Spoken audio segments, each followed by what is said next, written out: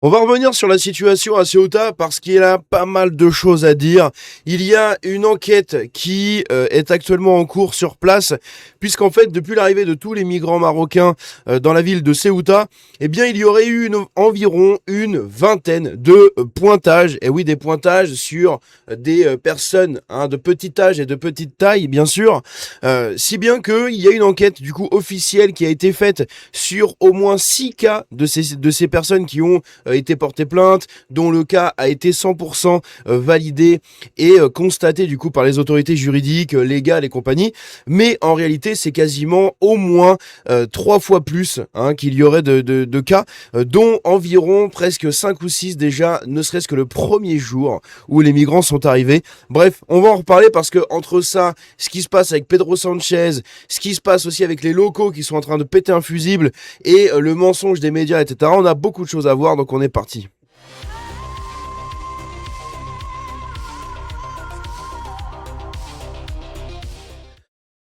Donc, qu'est-ce qu'on va voir déjà en premier? On va écouter le témoignage ici de qu'on appelle ça, de cet espagnol. Enfin, on va pas écouter, on va le lire, tout simplement le témoignage de cet espagnol, puisque lui, il relève en fait un peu la fraude et l'hypocrisie autour des mineurs non accompagnés, vous savez, qu'on nous vend, alors que il y a des gens qui ont 40 balais, il y a des gens qui ne sont pas vérifiés, il y a des gens qui ont quasiment 25-30 ans déjà dans les mineurs non accompagnés. Bref, on sait pas qui est mineur, qui n'est pas mineur, il y en a qui font jeune, comme le fameux Fodé, écoutez, mineur non accompagné d'au moins 40 balais, qui était passé sur BFM TV il y a quelques années de ça maintenant. Bref, donc lui, il dénonce un petit peu tout ça, on va l'écouter. Et oui, il n'y a pas eu de vidéo hier de la journée, je me suis pris une journée de repos, je sors d'une crève et tout, plus repas de famille, enfin, j'ai fait un week-end complet en repas de famille, j'ai pas eu le temps de faire des vidéos hier, et du coup, j'en ai profité aussi pour me reposer. Donc n'hésitez pas à liker cette vidéo, mettre un petit commentaire, etc. Pardon, pour rebooster un peu l'algorithme, parce que là, ça va être quand vous publiez pas pendant une journée sur YouTube, des fois, bon, une journée ça peut aller encore, mais des fois ça peut pénaliser un peu l'algo, donc bref. On va regarder un petit peu ce qu'il nous dit juste ici, puisque il représente un peu l'avis global qu'ont les gens sur place, des locaux qui sont plutôt patriotes, plutôt nationalistes, conservateurs en Espagne, y compris conservateurs de leurs frontières, et du coup c'est un habitant. Et il nous dit j'allume la télé et j'entends dire que ce sont des garçons et des filles qui arrivent. Des filles, également des filles. On nous a dit des garçons et des filles, bon il y a eu peut-être 4-5 filles, et on nous dit que c'est une crise humanitaire. Alors qu'il n'y a aucune urgence humanitaire derrière, ce sont simplement des gens qui se sont engouffrés pour passer une frontière ouverte, c'est tout. Je dois me retenir pour ne pas dire quelque chose de scandaleux. 80-90% étaient des hommes, des immigrés en âge de faire leur service militaire. Eh bien oui, qu'ils soient originaires de la région, donc les mineurs accompagnés, etc., ou non, parce qu'ici toute personne âgée de 40 ans est aussi considérée comme étant un mineur accompagné, c'est une autre histoire. Eh oui, puisque vous avez des gens qui sont dans la fleur de l'âge, qui ont traversé la frontière. Ce sont des Marocains on va dire entre 15 et 25 ans pour la plupart. Et au final, ce sont des gens dans la force de l'âge, prêts à commettre des actes de violence, prêts à commettre plein de choses. Et ils arrivent comme ça en masse. C'est très dangereux pour la population, surtout quand t'as quasiment un migrant pour un habitant et demi, quoi. C'est vraiment, et encore quasiment pour un habitant, puisque au total, on a eu plus de 80 000 migrants qui sont arrivés à Ceuta. Il y en a eu pas mal maintenant qui ont été dégagés, mais il en reste encore au moins 15 000, à peu près. 15-20 000. Enfin, c'est hallucinant. Honnêtement, c'est hallucinant. Parmi ces pointages, qu'on va voir juste après, l'histoire autour de tout ça, il y a un garçon mineur qui figurerait lui aussi parmi les premières victimes recensées après les arrivées massives des migrants à Ceuta. Donc un garçon mineur. Magnifique. Au moins 5 filles de 14 ans arrivées du Maroc auraient... Oui, parce qu'il y a aussi des filles arrivées qui ont été pointées. Auraient été victimes de pointage et de prise en charge à l'hôpital. Ben oui, ce sont des gens très... très joyeux, très généreux, d'accord, très aimants et très, vous savez, ils prennent soin de leurs congénères, puisque même des gamines qui arrivent avec eux pour traverser une frontière, eh bien même elles, ils leur font subir tout simplement le sort qu'ils réservent normalement aux jeunes occidentales, et notamment les jeunes blanches. Santiago Abascal, ou Abascal, je ne sais plus comment ça se prononce, le président de Vox, veut engager une procédure contre Pedro Sanchez pour trahison. Il propose d'activer l'article 102 de la Constitution espagnole et affirme disposer d'indices et de preuves plus que suffisants, notamment sur une supposée connaissance préalable par le gouvernement de l'arrivée massive de migrants à Ceuta. On en avait parlé déjà dans une précédente vidéo. En fait, le gouvernement de Ceuta, parce que c'est une enclave qui est plutôt indépendante, on va dire, elle est quand même rattachée à l'Espagne, etc. Mais elle a une statue, c'est pas une simple ville, entre guillemets, hein, c'est plutôt presque une ville comme une région, comme une province. Donc elle a un petit peu plus d'indépendance par rapport aux grandes villes de la métropole. Mais en gros, ils ont leur service secret qui avait enquêté sur les réseaux sociaux, justement à cause d'une vague supposée, d'une future grosse vague migratoire de Marocains vers l'Espagne, enfin vers Ceuta. Au final, c'est ce qui s'est passé. Et ils avaient déjà alerté, hein, quasiment une semaine avant la vague migratoire, ils avaient déjà alerté les autorités espagnoles. Les autorités leur avaient lâché un vu, hein. Ils leur avaient dit bon bah bon courage, hein, démerdez-vous, voilà, détendez-vous, ça va bien se passer, restez tranquille. Et puis au final, une semaine après, c'est passé ce qui s'est passé. Le gouvernement espagnol, ah vite, faut réagir parce que là, c'est même pas tant, faut réagir parce que c'est inadmissible. Non, c'est faut réagir parce qu'on va se prendre une cartouche par l'international, hein. On va se faire déglinguer un peu partout, on va passer pour des cons, etc. Donc ils ont essayé de vite réagir. Enfin bref, ce sont des goliots, hein. C'est des goliots. Ils étaient au courant, ils ont rien fait. Tant pis pour eux. Et donc du coup ici on a le président de Vox qui est donc le parti d'extrême droite, hein, comme on nous dit. Bon, c'est plutôt un parti style RN, hein, extrême droite systémo-compatible, qui justement veut engager une procédure contre Pedro Sanchez pour trahison. Donc on verra ce qui sera fait. Je vous tiendrai au courant si on a des infos là-dessus, mais c'est quand même assez intéressant. Ici on a une habitante, une voisine, hein, une locale de Ceuta, qui nous dit tout simplement que un migrant s'est introduit dans sa maison et il a été dans son lit. Ouais, oui, il est arrivé dans son lit. C'est assez fou. Honnêtement, je comprends pas. Je comprends pas. Putain. Rendez-vous compte de ça. Vous avez 80 000 migrants qui arrivent. Les migrants, ils arrivent. Ils pillent des commerces, ils agressent des gens, ils se battent avec la police, ils brûlent des bagnoles. Maintenant, ils pénètrent dans les maisons des gens quand ils ne pénètrent pas les gens directement. Bref, qu'est-ce qu'on fait de ces gens en fait? Est-ce qu'un jour on peut les foutre dehors, tous autant qu'ils sont ou pas? Et complètement fermer les frontières avec ces gens? Hein, mettre un mur de Berlin et ne plus jamais avoir à faire quelque chose avec eux. Est-ce que c'est possible de faire ça, un mur de Berlin sur toute la façade nord du Maghreb? On met un giga mur de Berlin, vous n'avez plus rien à faire, vous n'avez plus le droit de venir. Voilà, tu mets des mines partout dans la mer et tout pour plus qu'ils partent en fait, c'est fini. On veut plus que vous repartiez vers le nord. C'est fini. C'est quand même assez dingue, hein. Putain. Vous imaginez là, il y a un Gus qui arrive comme ça dans votre maison.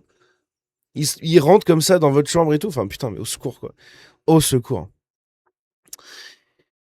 Ici, qu'est-ce qu'on a d'autre? Ah oui, alors ça c'est pareil. Ça c'est quand même assez dingue. Regardez ça. Quand la traduction voudra bien se faire. Allez, DeepL. Toujours ça met un petit peu de temps avec DeepL, c'est ça qui est un peu relou, mais DeepL ça marche quand même très bien pour traduire sur internet. Un délinquant expulsé vers le Maroc s'était introduit à demi nu dans le domicile d'une femme pour se glisser dans son lit. Donc ça, c'est ce qu'on vient de voir. Il s'agit d'un pointeur récidiviste qui avait déjà été expulsé d'Espagne une fois auparavant. Magnifique. Un Marocain entré à Ceuta le 30 juillet, interpellé ce vendredi, après s'être introduit donc dans le domicile et s'être glissé dans le lit d'une femme pendant qu'elle dormait, a été condamné ce samedi à l'issue d'un procès accéléré à 5 ans d'expulsion d'Espagne. Donc il reviendra dans 5 ans. Le jugement précise également que son retour pendant cette période pourrait entraîner une peine d'emprisonnement pouvant aller jusqu'à 2 ans. L'homme, âgé d'une vingtaine d'années, serait arrivé à Ceuta lors de l'afflux massif de migrants enregistré le 30 juillet. La police nationale l'a interpellé après que la famille de la femme l'a alerté de sa présence à l'intérieur du logement, situé au 5e étage du quartier de Paseo de las Palmeras. Ouais, vous avez vu un peu l'accent espagnol, si, ou caray. D'après les informations fournies concernant ses antécédents, le condamné avait déjà été condamné, du coup, pour 3 agressions S et avait déjà fait l'objet d'une mesure d'expulsion administrative prononcée par un tribunal de Valence. Eh oui, pas de Ceuta, mais de Valence. C'est magnifique. Et il y en a combien des gens comme lui qui sont revenus ici? Puisque, on vous le rappelle, j'avais fait une vidéo, je vous invite à aller la regarder, il y a énormément de terreaux dans les migrants. Il y en a beaucoup, enfin beaucoup, comparé à ce qu'on aimerait qu'il y ait, tout simplement. Il y a plein de gens qui ont été expulsés du Maroc pour des actes ou des opinions ou ce genre de trucs. Et au final, ils arrivent au Maroc une nouvelle fois. Et quand on les chope, on se dit, ah bah tiens, leur voilà le terreau de il y a 3-4 ans. C'est magnifique. Franchement, ça vend du rêve. Ça vend du rêve. Donc ici, on a une enquête qui est faite sur les victimes de pointage de ces migrants. La justice enquête sur au moins 6 agressions S ainsi que sur des pointages sur petits humains. Après l'arrivée massive de migrants à Ceuta, rien que le mardi 4 août, 3 cas d'agression S ont été pris en charge au centre hospitalier de Ceuta. En une journée, t'en as 3. Alors que t'en as pas de base, hein, ou peut-être jamais, enfin quasiment jamais de base. Et là, t'as plein de migrants, et tiens non, ça faisait longtemps qu'on n'avait pas entendu parler d'un pointage. C'est bizarre, hein. La majorité des victimes ayant signalé ces faits seraient des femmes, mais des hommes et des mineurs pourraient également être concernés. Le personnel hospitalier alerte sur une situation qui pourrait être plus importante que ne le montrent les premières plaintes déposées devant la justice. Comme je l'ai dit, il y a au moins 3 fois ce qui est ici, 3 fois 6, 18, je crois qu'il y a à peu près 21 ou 22 personnes qui auraient subi ce genre de cas, dont certaines qui sont passées à la télé, etc. Donc je ne sais pas si elles sont comptées dans les 6 ici, mais il y aurait au moins plus de 3 fois ce qui est mentionné ici dans les 6 agressions. Donc on serait à quasiment environ une vingtaine d'agressions, puisqu'après il y a aussi les personnes qui n'ont pas parlé ou dont le cas n'est pas médiatisé et n'est pas passé outre la frontière. Mais en gros, il y aurait environ une vingtaine de cas de pointage en l'espace de un peu plus d'une semaine par tous ces migrants. C'est magnifique, dont une en groupe. Voilà. Il y a une personne qui a été pointée en groupe par 4 ou 5 migrants. Intéressant. Le personnel hospitalier, donc blablabla. Le président de l'association des voisins du quartier de Príncipe Alfonso affirme notamment avoir reçu des témoignages faisant état de pointage de petits gens aux alentours du quartier. À ce stade, aucune interpellation n'a eu lieu dans le cadre de ces enquêtes. En même temps, quand t'as encore 10 000, 10, 15, 20 000 migrants dans ta ville, comment tu fais pour savoir lequel a pointé? Voilà. Qu'est-ce qu'on a d'autre ici? Donc là, oui, on va écouter ici ce que nous dit ce journaliste, qui est donc un correspondant de BFM à Madrid, où en fait on apprend qu'il y aurait entre 8 000 et 11 000 migrants encore à Ceuta. Bon, apparemment, on serait plus sur le cas de 15 000, 20 000 peut-être, de migrants à Ceuta encore, mais on va écouter ça. Romain, les chiffres Donc je précise que le gouvernement espagnol nous avait dit qu'en fait tout le monde avait été expulsé.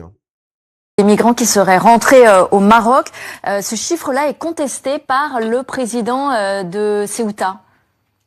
Oui, parce que le gouvernement espagnol dit que ce sont 72 000 migrants qui seraient rentrés au cours de la semaine dernière, en quelques heures seulement, à Ceuta, et que la majorité d'entre eux, 70 000 de ces 72 000, seraient déjà retournés au Maroc. Alors si vous faites...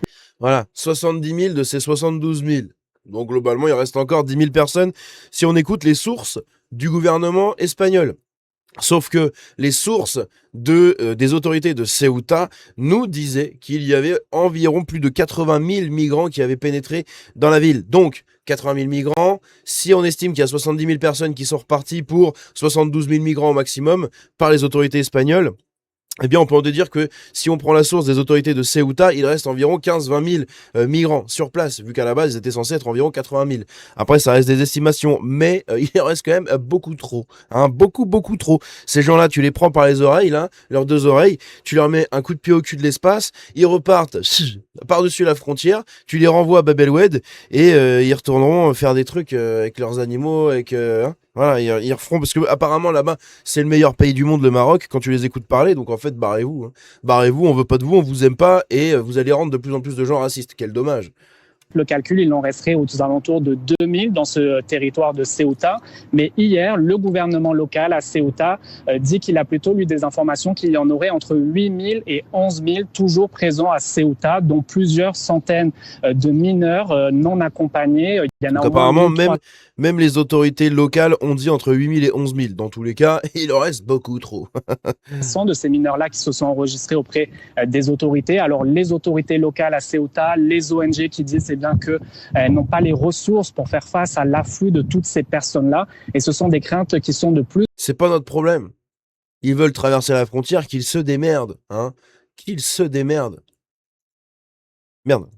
Ce sont des craintes qui sont de plus en plus vives parce qu'il y a toujours ces rumeurs qui circulent sur les réseaux sociaux et qui appellent à nouveau à traverser cette frontière du Maroc vers Ceuta la semaine prochaine, vers le 15 août. Eh oui, le 15 août, on le rappelle, on en avait parlé, il y a des gros appels un peu partout sur les réseaux sociaux, dans les groupes, dans les canaux Telegram, les conversations WhatsApp et compagnie, qui appellent à une nouvelle vague migratoire à Ceuta. Et en fait, tous ces trucs-là sont poussés à chaque fois par quelques comptes, probablement peut-être du gouvernement marocain, hein, des proches du régime qui ont des comptes TikTok et qui font la propagande de ce genre de trucs. Puis après, c'est repris de partout, c'est partagé dans tous les sens. Et comme ces gens-là sont de toute manière des déchets et des rebuts de la société, hein, des rejetons de ce qui se fait de pire et de moins productif dans la société, eh bien, de toute manière, tous ces gens-là n'ont aucun avenir au Maroc. Hein, et le Maroc le sait très bien. Donc, leur intérêt à eux, c'est de les dégager, puisqu'en fait, ils coûtent trop cher aux Marocains, ils servent à rien. Ils sont là, ils produisent que dalle. Autant les envoyer dans d'autres pays qui foutent le bordel là-bas, et c'est tout. Hein. Et là-dessus, bah voilà, le Maroc... qu'est-ce qu'on peut lui dire de plus, hein? Il se débarrasse de ses rejetons. Nous, on voudrait faire pareil, mais on n'a pas le droit. On nous interdit de nous débarrasser de tous ces putains de rejetons. Donc une fois que tu les as en France, après t'es baisé. Eux, au moins, ils peuvent dégager tous ceux qui servent à rien de leur population. Donc écoutez, pourquoi pas. Et puis on le rappelle, hein, ils ont vidé quelques petites prisons. Voilà, il y a eu quelques petites places de prison de libérés, hein, dont des gens qui ont été embarqués direction l'Espagne. Hein, c'est magnifique. C'est quand même un truc de fou. Alors, on a le ministère de la Défense, là, c'est ce que je viens de supprimer sans faire exprès, j'ai oublié de vous le dire. En gros, le ministère de la Défense a demandé aux autorités de Ceuta de suspendre toutes les permissions des militaires, des policiers ou de toutes les personnes voilà, de la Guardia Civile sur place, puisque bah, vous savez que là, on est en été, il y avait beaucoup de gens qui avaient des permissions pour aller revoir leur famille, etc. Bah, tout ça, ça a été suspendu, puisqu'il y a cette vague migratoire qui devrait arriver aux alentours du 15 août. Et donc, du coup, bah, il demande à ce que tout le monde soit mobilisé sur place et soit prêt tout simplement à accueillir. Hein, faudrait peut-être les accueillir avec... bon bref. Et il faut... je vais rien dire parce que sinon ça va pas le faire. Ça va pas le faire, mais Psycho l'avait déjà dit, je crois. C'est Psycho ou Cro-Blanc, je sais plus. Un des users l'avait déjà dit à l'époque comment il faudrait accueillir tous ces gens-là. Mais en gros, voilà, ils ont demandé du coup à toutes les forces de police, de militaires et compagnie de rester sur place en prévision de cette vague migratoire du 15 août. Ici, on a appris que la France, l'Allemagne, la Belgique et la Suède ont offert leur assistance à l'Espagne pour identifier les terreaux du djihadiste qui bah, justement se sont infiltrés parmi les migrants en Espagne. Eh oui, parce qu'il y en a. Hein. Il y en a, les Espagnols le savent. Et en gros, vous avez plusieurs pays européens, notamment frontaliers de l'Espagne, on va dire de près ou de loin, qui ont offert leur assistance pour détecter ces cas-là, pour ne pas qu'ils se retrouvent en territoire européen. Donc là, c'est marrant, Laurent Nunez, il veut pas se faire créoliser par ces gens-là? Tiens, c'est bizarre. Incroyable. Et ici, on a une image où les rues de Ceuta débordent d'Espagnols 10 jours après l'invasion et avec plus de 15 000 envahisseurs, donc environ 10 000 envahisseurs qui restent. Après 7 pointages, donc 6 ou 7 pointages dans les enquêtes, mais environ au moins plus d'une vingtaine, si on en suit tous les témoignages un peu sur les réseaux sociaux, etc. Et qui demandent la remigration de tous ces Marocains et des Africains. Et pendant ce temps-là, Sanchez est en vacances jusqu'en septembre. Voilà, c'est magnifique. Puisque, oui, il a annoncé, je crois que non, c'est peut-être pas en vacances, mais en tout cas il est en déplacement, je sais plus où. Voilà, il y a une putain de crise à Ceuta, le mec se barre, il continue avec ses occupations. Bon, c'est bon. Ah, c'est bon les locaux, démerdez-vous, c'est pas trop grave, ça va le faire. Bref, je trouve ça absolument scandaleux encore une fois. Dans tous les cas, dites-moi ce que vous en pensez dans les commentaires de tout ça, vous avez toutes les informations. On se dit à très bientôt, que Dieu vous bénisse. N'oubliez pas de liker la vidéo, la partager, mettre un petit commentaire, etc. pour essayer de relancer un peu l'algorithme. On se dit à très bientôt, prenez soin de vous. Ciao.